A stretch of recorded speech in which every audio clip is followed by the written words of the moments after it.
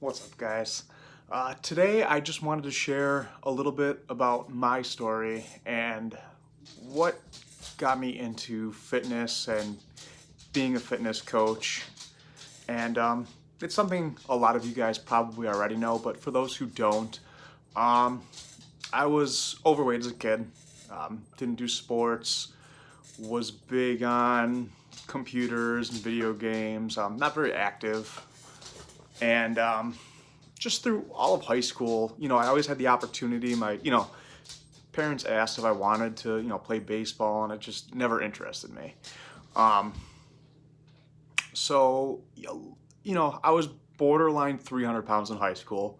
Caught a lot of ridicule for that. Kids will be kids. Um, some not so nice nicknames that I probably can't say. I remember my social studies teacher used to call me Lee Burgers and Fries, so that was cool. Probably wouldn't happen these days, but um, so a buddy of mine, Chris, he was really big into a lot of the music scene at the time, and I'm sure some band or something he followed were vegetarians, and he's like, "Yo, let's give this a try." And I never really thought about it or anything. So I'm like, hey, cool. We tried some like fake chicken patties and it tasted like chicken. So it's like, oh, I could do this. And so I became vegetarian for a little bit.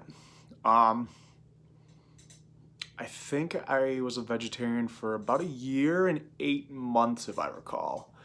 So, and that's not to say that you need to be a vegetarian to start your fitness journey by any means, but um, around that time, I started to just try to be mindful about my movement and move more. I started walking, started to incorporate a little bit of light jogging, and honestly, the weight started flying off.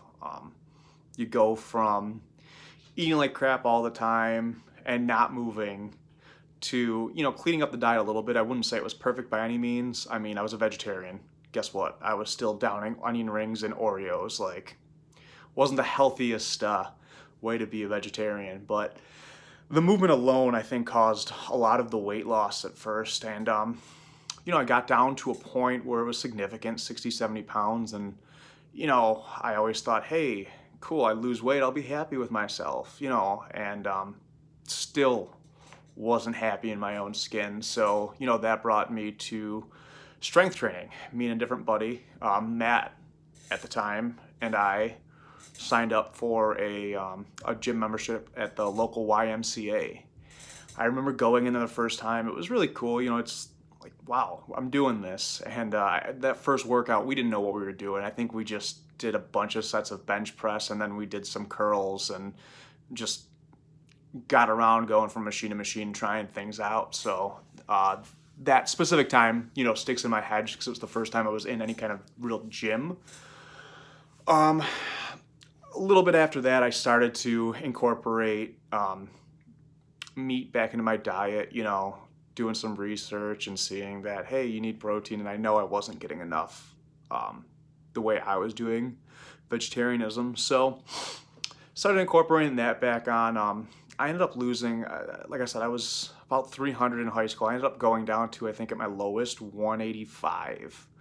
So, that's over 100 pounds. And then, started incorporating meat again and, jumped up in weight again as I was putting on some muscle mass. So from there, it was just real, I don't want to say stagnant, but, I had a lot of people reach out to me in those years, because this happened over a course of 4, 5, 6 years, just asking me what I did and asking me to help them out and everything. And, eventually it kind of led to a logical place of I really liked being able to help people. I really liked letting people know what I did and my journey. And I liked the science behind, fitness and nutrition.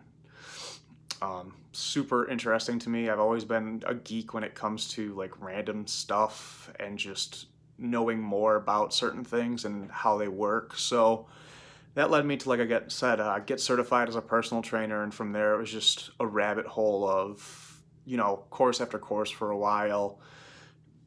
through NASM. I've done the Muscle Nerds course. I've worked with Compound Performance, Prescript, Jordan Shallow, and those guys. And honestly, it continues. You know, it's one of those, I feel like I know so much, but I don't know anything at all. I don't think anybody has it all figured out. So I'm constantly just trying to just be better for myself, be better for those around me, be better for my clients, all of that. So it's kind of where I landed. I love what I do. I love seeing the expression in people when they hit their goals. Those aha moments when they figure out like, oh, hey, I don't need to do this quote unquote diet. You know, it's just more lifestyle changes. And a lot of that stuff's important to me because I wish I had somebody like me when I first started, because I fell into all those traps. You know, I remember reading in a fitness magazine at some point, like, you got to eat every 2 hours to keep your metabolism going. And it specifically said, like, whoever the author was said, I'd rather eat a Snickers bar in between meals than go without something between meals. And, so I'm like, wow, that's crazy. And needless to say, my stance on that isn't exactly the same. So, I wish somebody would have been around to kind of get rid of the fluff. So it's kind of why I'm doing what I'm doing. I just wanted to share this, try to keep the video kind of short. So thanks if you've followed along for the entire time. If you think somebody would benefit from watching this video, feel inspired, please share it. It's never too late to start.